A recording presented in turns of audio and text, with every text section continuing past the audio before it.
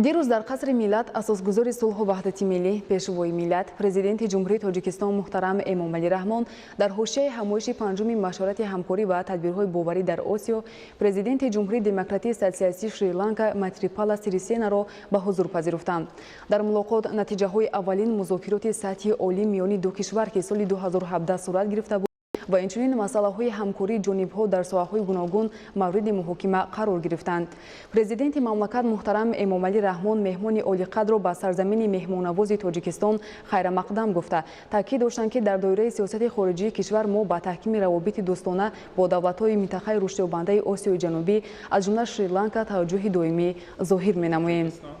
در جریان ملاقات ҷонибҳо маҷмӯи васеи масъалаҳои ҳамкорӣ дар бахшҳои гидроэнергетика, бофандагӣ, дорусозӣ, коркарди пашму пӯст, таъсиси корхонаҳои муштараки соҳаи истихроҷу коркарди сангҳои қиматбаҳо ва ороишӣ, таҳияи лоиҳаҳои бузурги зерсохтори нақлиёт, рушди соҳаи сайёҳиро баррасӣ карданд. таъкид гардид ки барои рушду тавсеяи муносибатҳои ҳамкорӣ дар бахшҳои барои ҳарду ҷониб судовар аз ҷумла сиёсат, иқтисоду тиҷорат, ҷоно кардани фаъолияти гурӯҳи дӯстии байнипарламентии Ҷумҳурии Тоҷикистон ва Ҷумҳурии Демократии Сотсиалистии Шри-Ланка, баргузори бизнес форумҳо, таъсиси шӯрои соҳибкорони Тоҷикистону Шри-Ланка, дастрасии Тоҷикистон ба бандарҳои баҳрӣ, истифодаи долонҳои транзитӣ, мусоидати бештар хоҳад кард. ҷонибҳо барои расидан ба ҳадафҳои судманд таъсиси комиссияи муштараки байниҳукуматӣ оид ба ҳамкории иқтисодӣ, тиҷоратӣ ва илмию техникӣ, инчунин имзои лоиҳаи созишномаи ҳамкорӣ дар соҳаи тиҷорату иқтисодро иқдоми саривақтӣ арзёбӣ карданд. дар рафти мулоқот ҷонибҳо ҳамчунин дар доираи ҳамкории дуҷониба ва бисёрҷонибаи созмонҳои минтақавию байналмилалӣ